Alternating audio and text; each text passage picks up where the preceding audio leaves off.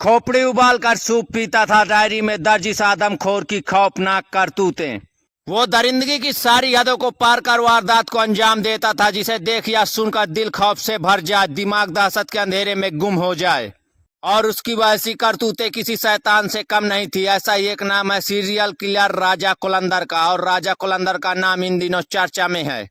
आपको बता दें कि जुर्म की दुनिया में कई ऐसे नाम सामने आते हैं जो अपने वहशीपन के लिए जाने जाते हैं। वो दरिंदगी की सारी हदों को पार कर कुछ इस तरह से वारदात को अंजाम देते हैं कि जो भी देखे या सुने उसका दिल खौफ से भर जाए और उसका दिमाग दहशत के अंधेरे में गुम हो जाए। उनकी वैसी करतूतें किसी शैतान से कम नहीं होती हैं। ऐसा ही एक नाम है सीरियल किलर राजा कुलंदर का। उसका नाम इन दिनों सुर्खियों में इसलिए है कि उसकी करतूतों को उजागर करती एक सीरीज हाल ही में रिलीज हुई है, जिसे देख आपके रोंगटे खड़े हो जाएंगे।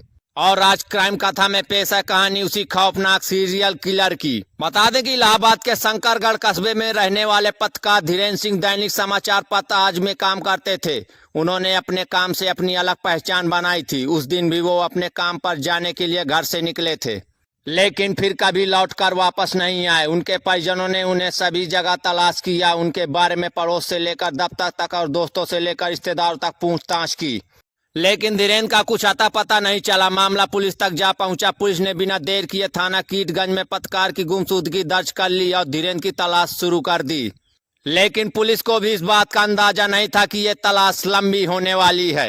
और इस दौरान पुलिस ने जब परिवार से पूछताछ की क्या धीरेन्द्र की किसी से कोई रंजिश या दुश्मनी थी, तो परिवार ने सीधे तो किसी पर आरोप नहीं लगाया, मगर इस बीच धीरेन्द्र के घर वालों ने पुरानी रंजिश के चलते राम निरंजन कौल का नाम एक शख्स पर शक होने की बात कही। इस शक की बिना पर पुलिस ने पत्रकार धीरेन्द्र के गुम हो जाने के करीब एक हफ्ते बाद राम निरंजन कौल और उसके साले वत्सराज को गिरफ्तार कर लिया था। बता दें कि दरअसल राम निरंजन कौल का ही नाम राजा कुलंदर है। वह शंकरगढ़ इलाके का रहने वाला 90 के दौर में राजा कुलंदर नैनी में COD छिउकी में कर्मचारी था और उसकी पत्नी फूलन देवी उन दिनों इलाहाबाद जिला पंचायत की सदस्य थी। राजा कुलंदर 90 के दशक में ही जुर्म की राह पकड़ ली थी और पुलिस रिकॉर्ड के मुताबिक साल 1998 में थाना धूमनगंज क्षेत्र के मुंडेरा मोहल्ले में टीवी VCR किराए पर चलाने वाले एक युवक का मर्डर हुआ था, और जिसमें राम निरंजन उर्फ राजा कुलंदर का नाम आया था। इसके बाद वो फरार हो गया था और साल 2000 में भी उसने ताबड़तोड़ वारदातों को अंजाम दिया और पुलिस का सिर दर्द बन गया। अपनी काली करतूतों से उसने इलाके में दहशत पैदा कर दी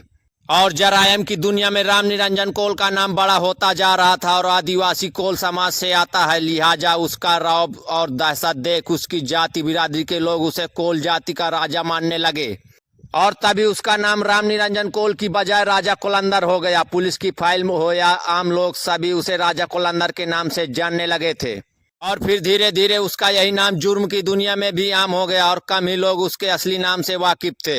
और अब पुलिस के सामने वो राज खुलने जा रहा था जिसकी किसी ने कल्पना भी नहीं की थी। राम निरंजन कौल उर्फ राजा कुलंदर के बयान दर्ज किए जा रहे थे और वो बोलता जा रहा था। पुलिस वाले खामोशी से सुनते जा रहे थे। इस कत्ल की पटकथा 1998 में ही लिखी गई थी और जब एक मामले में पत्रकार धीरेन्द्र सिंह के भाई ने राजा कुलंदर को नामजद करते हुए FIR दर्ज कराई थी, तभी से राजा कुलंदर धीरेन्द्र सिंह के परिवार से दुश्मनी रखने लगा था और उसे पता था कि पत्रकार होने के नाते धीरेन्द्र सिंह की पुलिस में खासी इज्जत थी। उसके खिलाफ दर्ज हुए मामले में भी उसका हाथ था, लिहाजा वो उसे रंजिश में बदला लेना चाहता था। और वहीं कुछ जानकारों के मुताबिक पत्रकार धीरेन्द्र सिंह को राजा कुलंदर की कुछ काली करतूतों के बारे में पता चल गया था। इस वजह से भी वो धीरेन्द्र सिंह को अपना दुश्मन मानता था।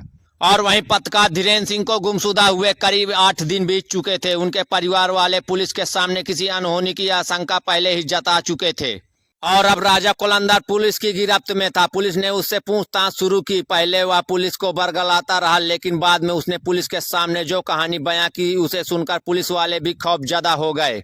और हकीकत यह थी कि 14 दिसंबर सन 2000 को ही पत्रकार धीरेन्द्र सिंह का कत्ल हो चुका था और राम निरंजन कौल उर्फ राजा कुलंदर ने पुलिस को बताया कि वारदात के दिन उसने पत्रकार धीरेन्द्र सिंह को विश्वास में लेकर अपने पिपरी फार्म हाउस पर बुलाया था और जब धीरेन्द्र सिंह वहां पहुंचे तो दिन ढल चुका था, सर्दियों का मौसम था। जब धीरेन्द्र सिंह अपनी मोटरसाइकिल से वहां पहुंचे तो राजा कुलंदर और उसका साला वत्सराज वहां अलाव जलाकर वहीं बैठे थे और उन दोनों ने धीरेन्द्र सिंह को भी आग के सामने बैठ जाने को कहा। जब धीरेन्द्र सिंह भी अलाव के पास बैठ गए तभी उनकी पीठ पर वत्सराज ने गोली मार दी। मौके पर ही धीरेन्द्र सिंह ने दम तोड़ दिया था और वहीं राजा कुलंदर और उसका साला वच्छराज लाश को ठिकाने लगाने की तैयारी पहले ही कर चुके थे और उन दोनों ने धीरेन्द्र की लाश को टाटा सुमो कार में डाला और मध्य प्रदेश की सीमा में दाखिल हो गए, जहां उन दोनों ने पहले धीरेन्द्र का सिर और लिंग उसके जिस्म से काट कर अलग किया और फिर लिंग और धड़ को वहीं खेत में दफना दिया, जबकि उसका सिर एक पन्नी में लपेटकर रीवा के बाण सागर तालाब में फेंक दिया और उसके कपड़े उन्होंने एक झाड़ी में फेंक दिए थे। इसके बाद दोनों वहां से निकलकर वापस फार्म हाउस पर आ गए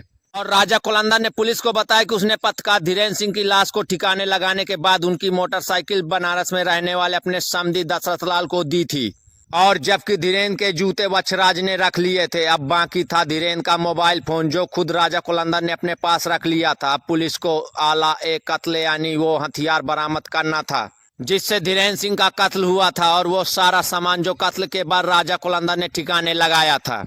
और पुलिस जब जांच के दौरान राजा कुलंदर और जिला पंचायत सदस्य फूलन देवी के घर पहुंची तो वहां से धीरेन्द्र सिंह का सामान बरामद हो गया और इसी तलाशी के दौरान पुलिस के हाथ वो डायरी भी लगी जो आगे पुलिस के लिए एक बड़ा राज फांस करने वाली थी। और पुलिस के अधिकारियों ने जब राजा कुलंदर की उस डायरी के पन्ने पलटने शुरू किए तो उनके होश उड़ गए, क्योंकि उस डायरी में कत्ल और दरिंदगी की ऐसी दास्तान लिखी थी कि हर कोई सुनकर हैरान और परेशान था और कोई यकीन नहीं कर पा रहा था कि जिसे लोग आम मुजरिम समझते रहे वो असल में एक वैसी आदमखोर दरिंदा है।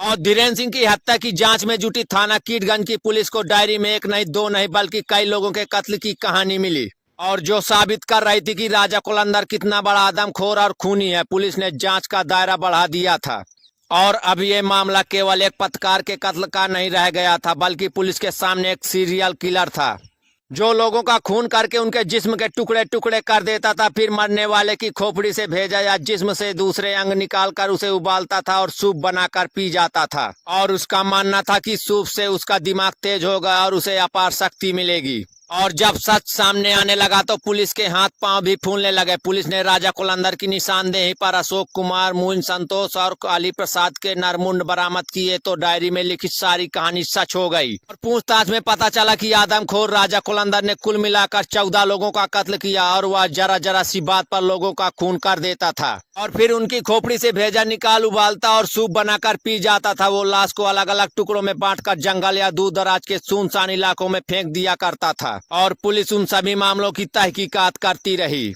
और वहीं आदमखोर राजा कुलंदर अब पुलिस की हिरासत में था और मामला अदालत में जा पहुंचा था और इस मामले की सुनवाई करीब 11 साल तक चलती रही और 1 दिसंबर 2012 को इलाहाबाद के अपर सत्र न्यायाधीश मेहताब अहमद को राम निरंजन कोल उर्फ राजा कुलंदर और उसके साले वच्छराज को मुजरिम करार देते हुए उम्र कैद की सजा सुनाई और साथ ही दोनों पर 10-10 हजार रुपए का जुर्माना भी लगाया था। वहां से मामला हाईकोर्ट भी पहुंचा, लेकिन राजा कुलंदर को राहत नहीं मिली और तभी से आदमखोर वैसी दरिंदा राजा कुलंदर जेल में सजा काट रहा है।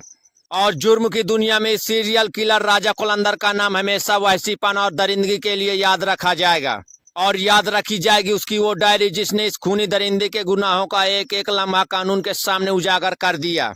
और उस डायरी में दास्तान गुनाह इस कातिल ने खुद लिखी थी, जो अब जेल की काल कोठरी में अपने दिन गिन रहा है। आज की इस खबर पर आपकी क्या राय हमें कमेंट बॉक्स में जरूर बताएं। ब्यूरो रिपोर्ट, उत्तर भारत टाइम्स।